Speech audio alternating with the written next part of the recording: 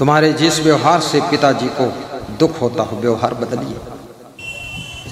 फिजूल खर्ची की आदत से अगर माता पिता परेशान है, फिजूल खर्ची बंद करिए। माता पिता यदि चाहते हैं मेरा बेटा खूब पढ़े, पढ़ना शुरू करो। 100 बार रटोगे तो याद तो होगा ही। गुरु की इच्छा है खूब मेहनत करो तो मेहनत कर लीजिए। पूरी दुनिया के अंदर देख लो कौन ऐसा प्राणी है जो मेहनत ना करता। पंछी भी मेहनत कर रहे हैं, चींटियां मेहनत कर रही हैं, छिपकलियां मेहनत कर रही हैं, सांप भी पेट भरने के लिए दौड़ रहा है, चूहे भी रात दिन कूदा फांदी कर रहे हैं, जानवर भी मेहनत कर रहे पेट भरने के लिए। और मनुष्य एक ऐसा प्राणी है, पेट इतना बड़ा है जैसे इंडिया गेट है और मेहनत करना नहीं चाहता, पड़ा रहना चाहता है। जहां जाओ मेहनत करो, रिश्तेदारों में जाइए वहां भी थोड़ा मेहनत करो। ये भक्त हमारा है चितरंजन दास, सीतामढ़ी कटहरी से हमारे आश्रम आते हैं। विश्व कल्याण तीर्थ दर्शन सत्संग समिति के द्वारा प्रवचन था, द्वारिका में वहां गए थे आप। वहां इन्होंने इतनी मेहनत किया, इतनी मेहनत किया, लांग बाग। सत्संग में जाओ वहां थोड़ा मेहनत कर दो, कुर्सियां सुधार कर लगा दो, दामाद बनकर मत बैठो, ससुर बनकर बैठो। आश्रम में जाओ वहां भी मेहनत कर दो, सेवा कर दो। मेहनत का फल है सुखदायी। घर में भी मेहनत करो, घर को साफ सुथरा। कितनी स्त्रियां दिन भर बैठी रहती है, झाड़ू तक नहीं लगाती, कूड़े के ऊपर बैठी रहती है और 6 बार खाती है और 12 बार लेटरिन जाती है, हद मारती है। शौचालय भी तंग हो गया है। अरे कम खाओ, मेहनत करो। कच्चा मकान है तो भी साफ सुथरा रखो और गम भी खाओ। गम नहीं खाओगे तुम अपने पति से भी दुखी रहोगे, पत्नी से दुखी रहोगे, तुम अपनी बहुओं से दुखी रहोगे, पोता पोती से दुखी रहोगे, बेटों से दुखी रहोगे, बेटियों से दुखी रहोगे, दामाद से दुखी रहोगे। दुनिया भर का प्रपंच करते रहोगे कि ये दामाद ठीक नहीं, वो दामाद थोड़ा ठीक है, वो भी थोड़ा कम ठीक है, और ये बेटी बिल्कुल चुड़ैल है, वो बेटी तो बिल्कुल भूतिन है, और ये बहू तो बिल्कुल डाइन बनकर आई है। तुम कौन हो? तो कहती मैं तो भालू हूं, चोट्टी कहीं की सासू।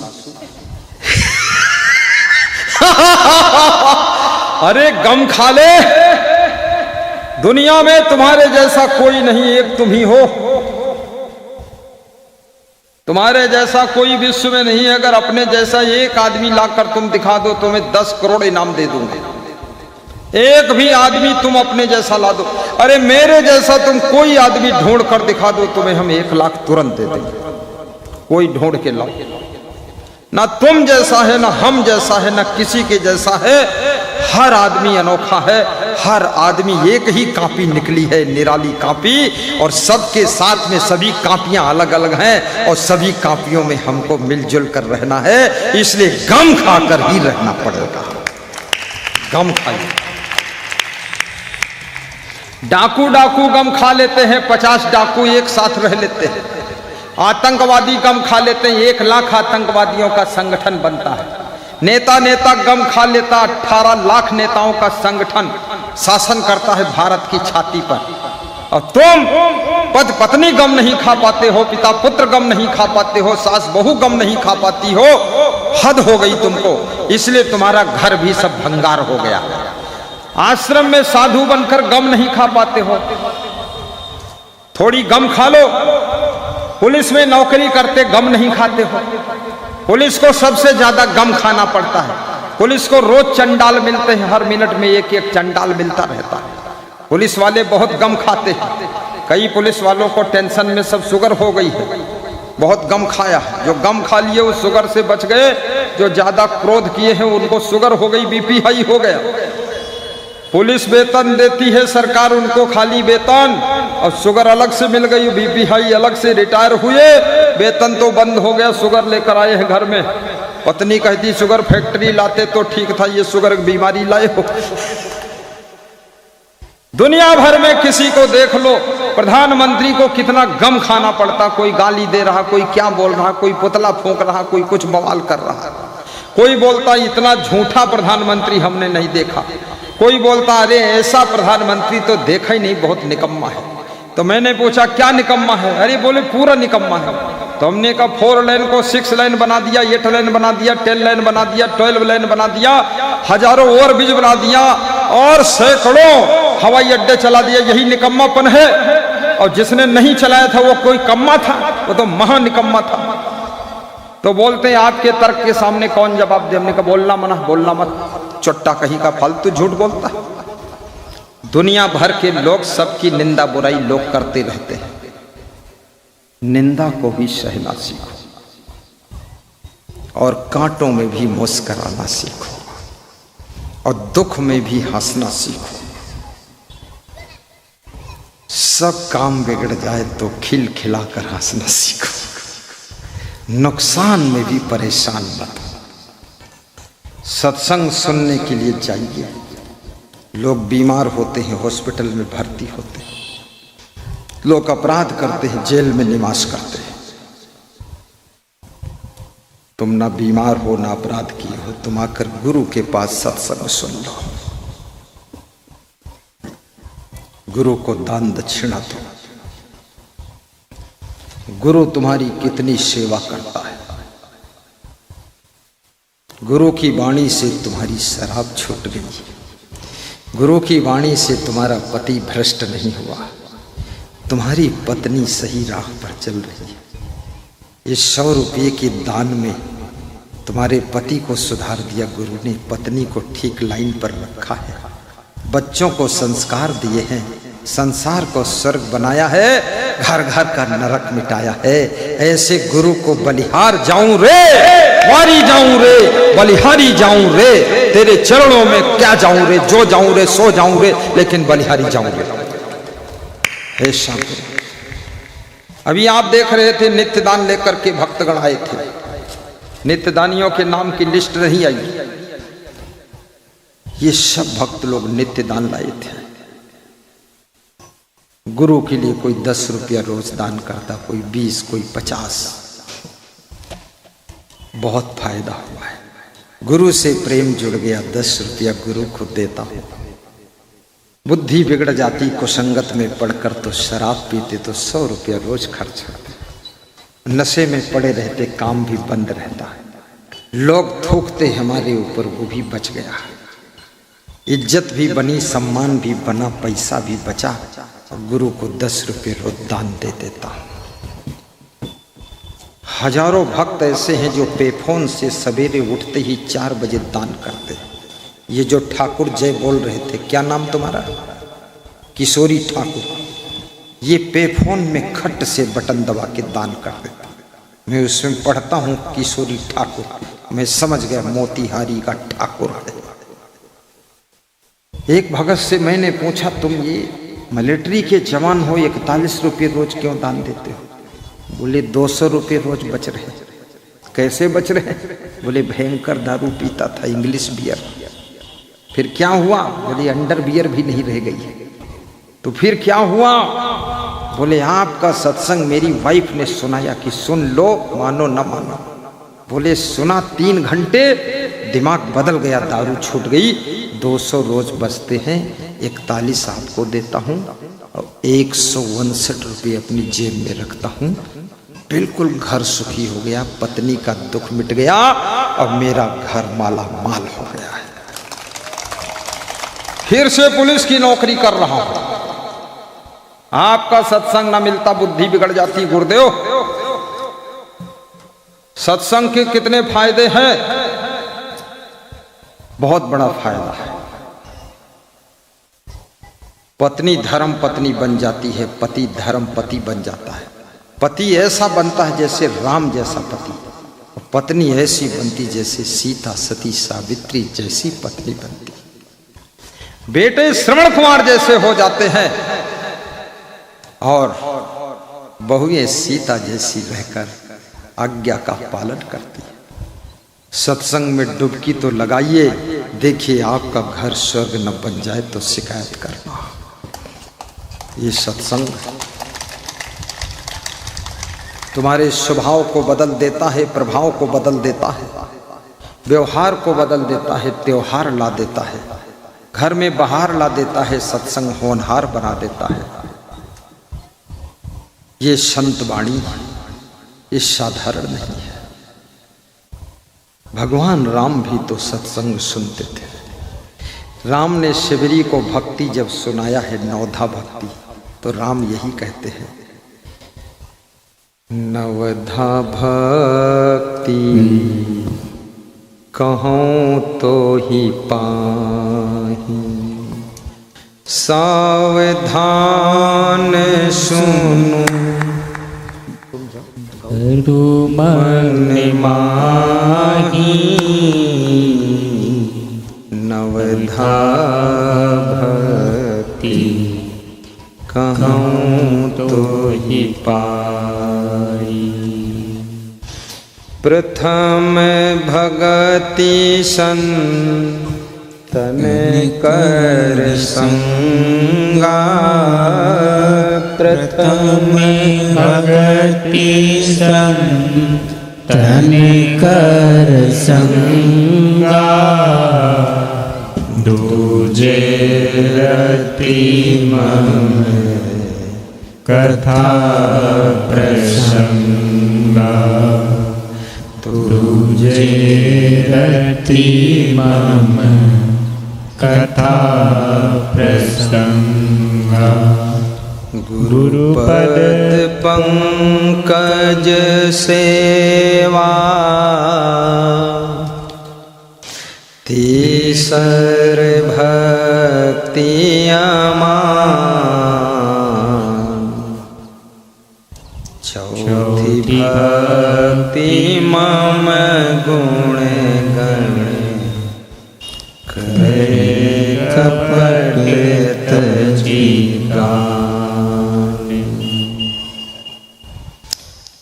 मंत्र जाप मम दृढ़ विश्वास। गाइए, ऐसे रोया जैसा चेहरा मत बनाइए। यहाँ रोने का वक्त नहीं है, ये रोने धोने के लिए पंडाल नहीं है। यहाँ बिल्कुल मस्त होकर गाइए। पंचम भक्ति सुवेद प्रकाशा, पंच गाइए मनोज, हाँ मुस्कुराइए और गाइए। प्रकाशा छठे धर्मशीले, विरति बहु कर्मा, निरत निरंतर सचल धर्मा, निरत निरंतर सचल धर्मा,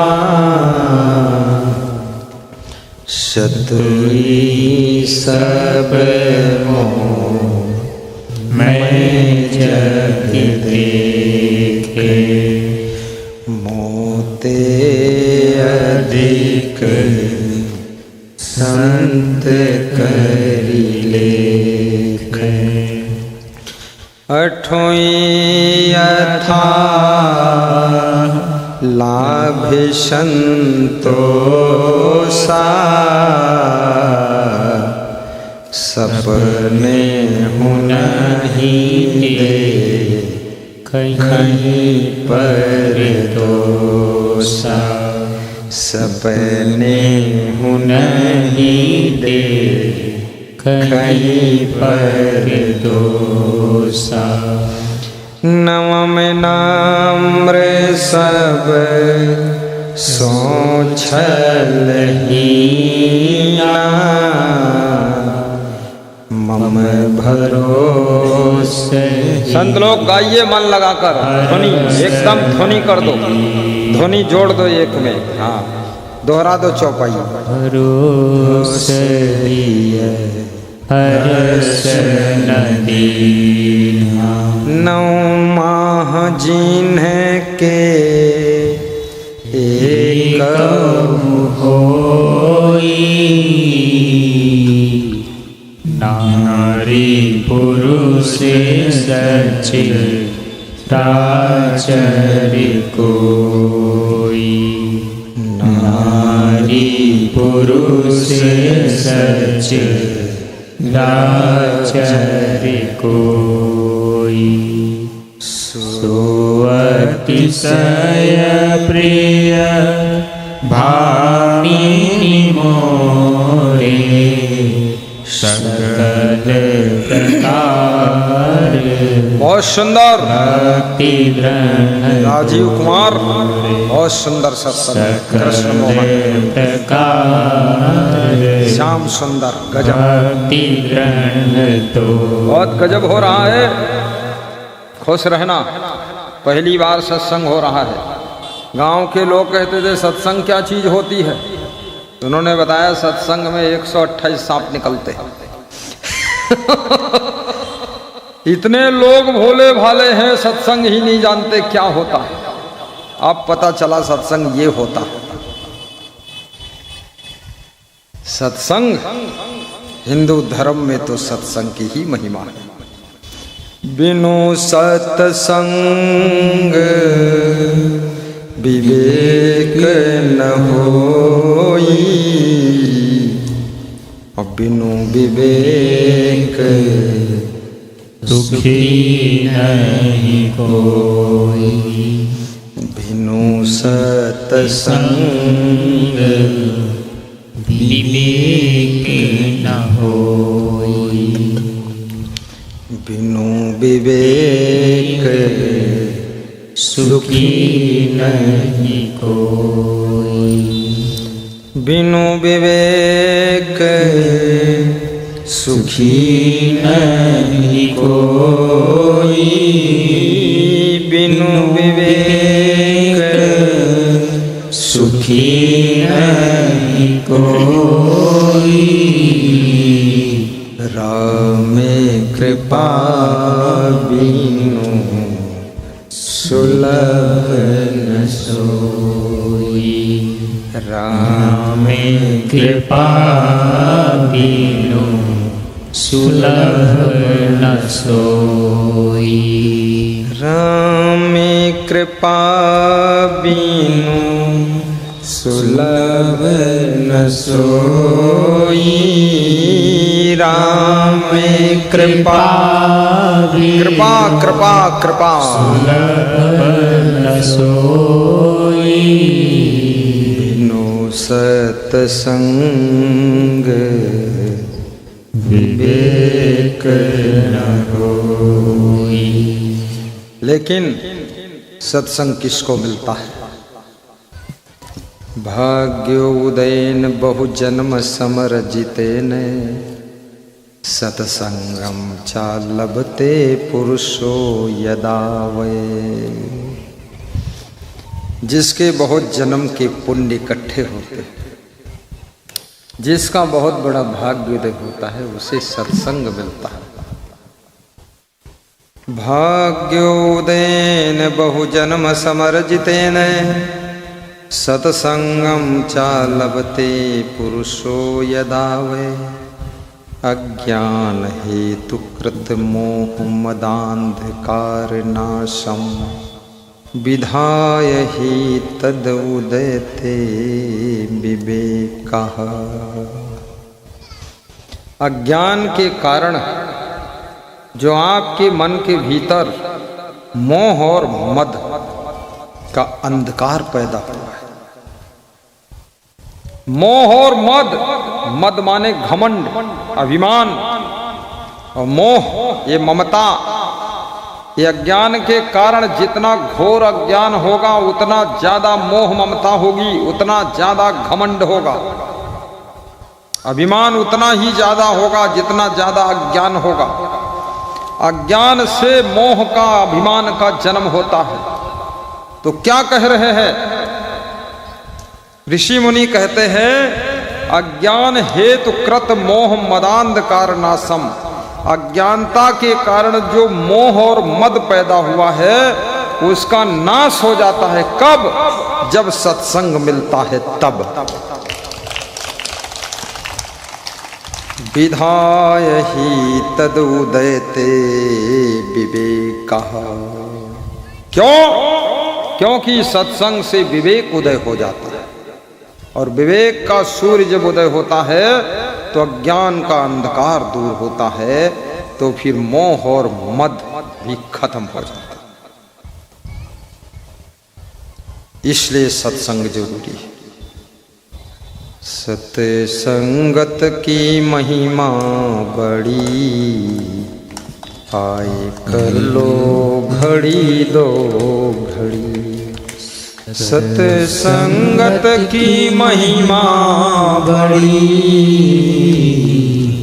आए कर लो घड़ी। बहुत सुंदर गाया, बहुत सुंदर। अरे क्या आवाज है, संगत की बहुत सुंदर। महिमा बड़ी, बिल्कुल लंदन की आवाज इंडिया में चल रही है। दो घड़ी दो घड़ी, हाँ, जिससे हो जाए जीवन सफल।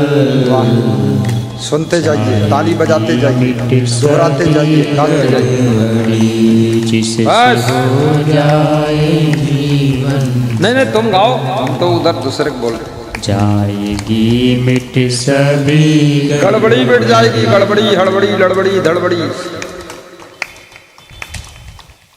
जिससे मिट जाएगी सब गड़बड़ी, सत्संगत की महिमा बड़ी। आए कर लो घड़ी दो घड़ी। लोग कहते हैं ना, आओ घड़ी दो घड़ी बैठे गप कर ले। गप करते हैं लोग बिहार में, यूपी में बातें करते हैं लोग, और गुजरात में क्या करते हैं? बाता। राजस्थान में बाता, और गुजरात में क्या मालूम क्या करते हैं। गुजरात, हाँ, गुजरात में सूछ है। गुजरात में कुछ और बोलते हैं, बाता। लेकिन संत कहते हैं घड़ी दो घड़ी सत्संग सुन। एक घड़ी आधी घड़ी, आधी में पुण्याद, तुलसी संगति साध की, कटे कोटि अपराध। गुरु वशिष्ठ और गुरु विश्वामित्र में एक बार कंपटीशन हो गया। कंपटीशन, प्रश्नोत्तर हो गया। क्या हुआ? विश्वामित्र ने कहा तप बड़ा है, वशिष्ठ ने कहा सत्संग बड़ा है। तो विश्वामित्र बोले कैसे? सत्संग कैसे बड़ा है, तप बड़ा है। बोले तप कैसे बड़ा, सत्संग बड़ा है। दोनों में विवाद हो गया। जब दो साधु संत ऋषि मुनि में विवाद हुआ तो भगवान प्रकट हुए, बोले शांत रहो, अपने अपने तप और अपने अपने सत्संग की महिमा का परिचय दो, अभी पता चल जाएगा कौन बड़ा है। इस पृथ्वी को रोको। विश्वामित्र ने कहा मेरी 10,000 की तपस्या का फल लग जाए, ये पृथ्वी रुक जाए। ज्यों ही शेष जी ने पृथ्वी को हटाया अपने फन से ऊपर से, पृथ्वी डगमगा गई, नहीं रुकी। विश्वामित्र बोले मेरी 50,000 वर्ष की तपस्या लग जाए, जन्मों जन्म की तपस्या लग जाए, पृथ्वी थम जाए। ज्यों ही पृथ्वी शेष जी ने छोड़ा, पृथ्वी लुढ़क पुढ़क गई। वशिष्ठ से कहा भगवान ने तुम अपने सत्संग की शक्ति लगाओ। वशिष्ठ जी ने कहा मेरे एक घड़ी के सत्संग का फल लग जाए, पृथ्वी रुक जाए। शेष जी ने पृथ्वी को छोड़ा, एक घड़ी के सत्संग के पुण्य से पृथ्वी थम गई। तालियां बज गई। वशिष्ठ की जीत हो गई, विश्वामित्र की हार हो गई। एक घड़ी के सत्संग का फल भी 1000 साल की तपस्या से बड़ा होता है। इसलिए तपस्या करने के लिए केदारनाथ मत चले जाना, गुफाओं में मत बैठना, जंगलों में मत बैठना, पहाड़ों में मत बैठना। अपने घर ही में सत्संग सुन लेना, उससे ज्यादा फल मिलेगा। मोबाइल में सत्संग सुन लेना, साउंड सिस्टम से सत्संग सुन लेना, आ करके भटगामा में सत्संग सुन लेना, कटहरी में सुन लेना, कहीं भी सुन लो सत्संग। सत्संग का फल तपस्या से भी 1000 गुना ज्यादा होता है।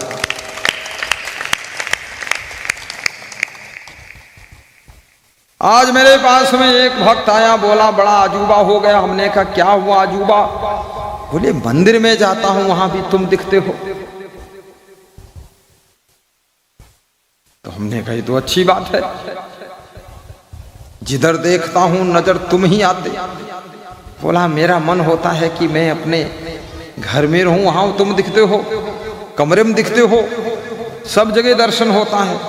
तो मैंने कहा भजन गा दिया करो फिर। जिधर देखता हूं नजर तुम ही आते, सभी भक्त साधक तेरे गीत गाते। जिधर देखता हूँ नजर तुम ही आते, सभी भक्त साधक तेरे गीत गाते। गीतों की माला के गवैया तुम ही हो, जीवन की नैया के रचैया तुम ही हो, तुम ही मेरे मन। वो भगत इसी में बैठा है, अभी खड़ा करूंगा उसको। देखो खड़ा हो गया भगत, इधर आ जाओ, आगे आ जाओ, आगे आ जाओ, ले आओ झोला छट्टा। इस भगत को पहचान लो संत लोग, ये अपना प्रिय भगत है, बहुत दूर से आए हैं, दूसरे जिला से। ये कह रहा था जिधर देखता हूं दिख रहा है। लल्लन तिवारी आजमगढ़ के कह रहे थे कृष्ण का भक्त था मैं, कृष्ण का। बोली कृष्ण की फोटो में भी तुम दिखते हो, मुझे लगता कन्हैया हो। तो हमने का कोई संदेह है क्या? गुरु में राम भी समा जाते, कृष्ण भी समा जाते, सब भगवान समा जाते। गुरु ऐसे है जैसे हाथी का पांव, हाथी के पांव में सबके पांव समा जाते हैं, ऐसे गुरुदेव में सब देव समा जाते हैं, सब देव समा जाते हैं। लेकिन गुरु ब्रह्मचारी होना चाहिए, वैराग्यवान गुरु होना चाहिए, सदाचारी होना चाहिए, शाकाहारी होना चाहिए, नशा व्यसन से मुक्त होना चाहिए, और गुरु आत्मज्ञानी होना चाहिए, गुरु बहुत विवेकवान होना चाहिए।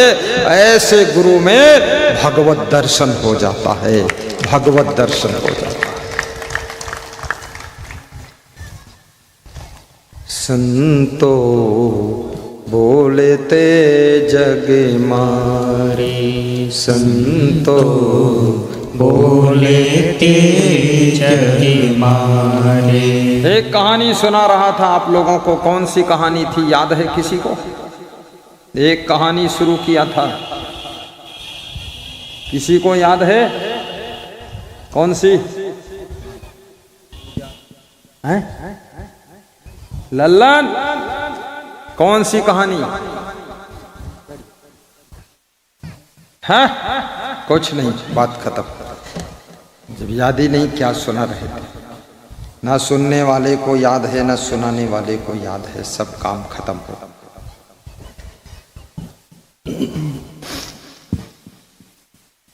महान भक्त श्री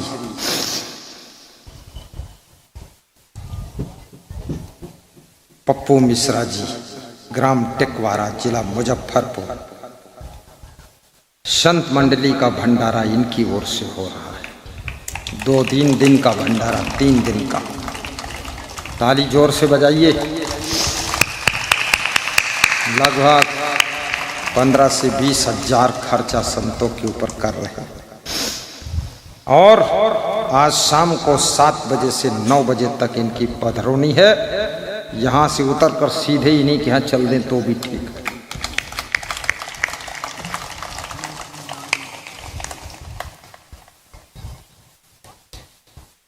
महान प्रचारक भक्त हैं पप्पू मिश्रा जी, बड़ा संतोषी है, बता रहे थे भाई ने बेईमानी कर लिया, मकान ले लिया, ये ले लिया, वो सब ले लिया, हमको कुछ नहीं दिया, हमने ही बनाया, लेकिन आपका कंठी माला हमको मिला है, ज्ञान मिला है, इसलिए भाई को कुछ नहीं बोलूंगा, सब गम खा लूंगा और आपका नाम लेकर काम करूंगा। हमने कहा उससे 4 गुना अच्छा मकान बनेगा और 4 गुना ज्यादा पैसा कमा लोगे, लेकिन भाई को डंडा मत मारना। बोले मैं अंगुली नहीं मारूंगा उसको। ये महान है सत्संग का फल, नहीं तो भाई भाई में मर्डर हो जाते। कितने मर्डर हो गए यहां बिहार में, तो बहुत ज्यादा मर्डर हो जाते, लेकिन सत्संग से इतना संतोष आ गया बिहार के बालक पप्पू मिश्रा को कि सब ले लो, ये शरीर बचेगा और मेरे गुरु की भक्ति से सब हो जाएगा। इतना संतोष, आशीर्वाद है पप्पू। बैठो।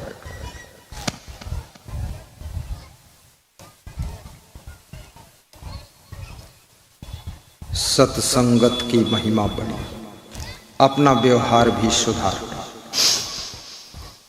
व्यवहार का बहुत बड़ा फल होता है। व्यवहार बदल जाए तो भाग्य बदल जाता है। किसी देश का एक राजा था, कहानी ध्यान से सुनना। वो राजा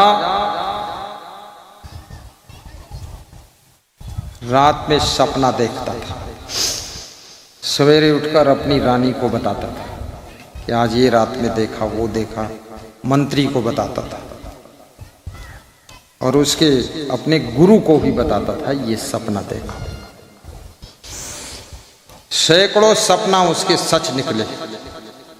रात में सपना देखा, दिन में सच वही हो गया।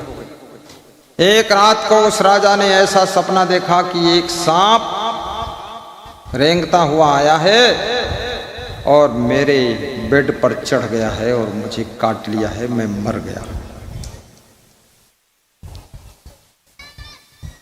सपना टूटा, आंख खुली, रानी को बताया ऐसा सपना आया, रानी रोने लगी।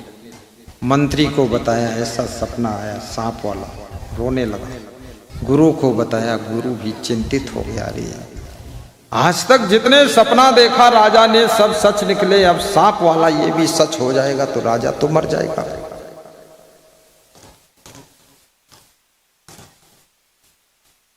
मंत्री ने कहा कि सांप किधर से आया है सपने में? तो राजा ने कहा वो पीपल का पेड़ है, सामने द्वार पर उसके जड़ के पास गड्ढा है, वही सांप का बिल है, घर है, उसी में से निकल कर आया। बोले मैं पीपल का पेड़ खोद दूंगा और सांप को पकड़कर मारकर काटकर फेंक दूंगा उसके परिवार को भी। सांप मेरे राजा को काटेगा। रानी ने कहा कि अरे मेरा पति मर गया तो मैं तो राण हो जाऊंगी, विधवा हो जाऊंगी, मेरा क्या होगा।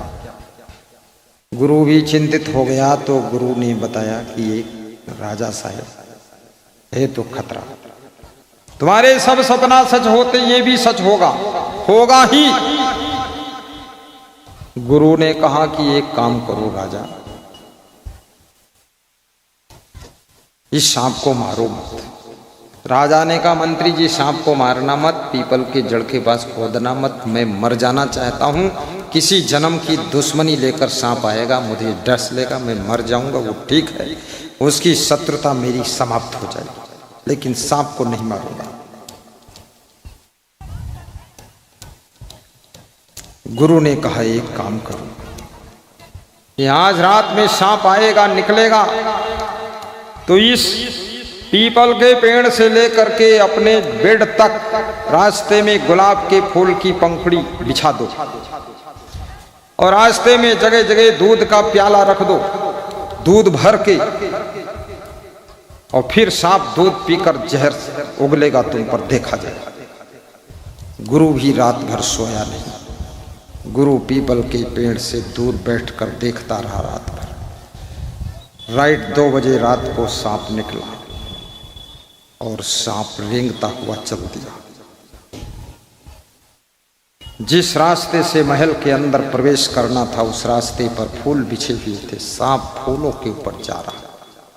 सांप को बड़ा अच्छा लगा, क्योंकि सांप के नीचे का भाग बहुत कोमल होता है। कड़ी मिट्टी कंकड़दार रास्ते में वो रगड़ जाता है त्वचा उसकी।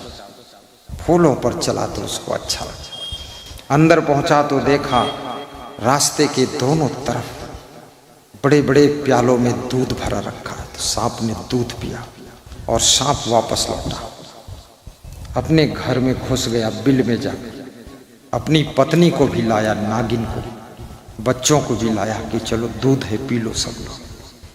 नागिन ने भी दूध पिया, बच्चों ने भी दूध पिया। बच्चों से कहा अब तुम जाओ अपने घर में सो जाओ, मैं राजा को डसूंगा जाकर। तो नागिन साथ में गई।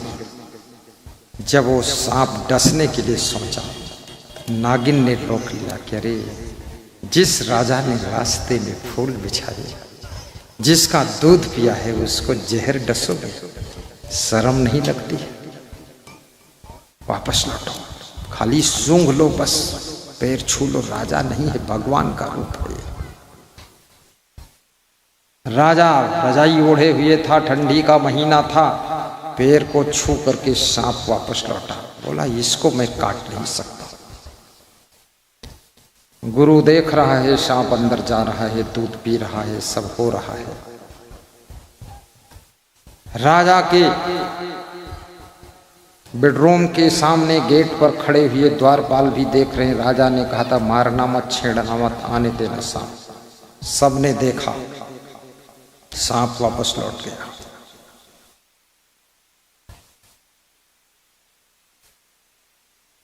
राजा सुबह जीवित जागता है, आकाशवाणी होती है कि राजा तेरे सब सपना तो सच हो गए, लेकिन ये सांप काटने का सपना तेरा झूठ हो गया है। क्यों? तूने सांप के साथ में इतना अच्छा व्यवहार कर दिया, सांप का स्वागत कर दिया, दूध पिला दिया और सांप के आने के लिए राह में फूल बिछा दिए। तो सांप जैसे जहरीले जंतु का भी मन बदल गया, व्यवहार बदल गया, काटने के बजाय पांव छू के नमस्कार करके वापस चला गया। तुम्हारा व्यवहार सांप जैसे जहरीले लोगों को भी बदल देता है। तुम्हारा मधुर व्यवहार, याद रखना, शत्रुता को भी चेंज करने की ताकत रखता है। इसलिए घर घर में सुंदर व्यवहार होना चाहिए और आपस में प्रेम का समाचार होना चाहिए। प्रेम की कमी नहीं रखना चाहिए।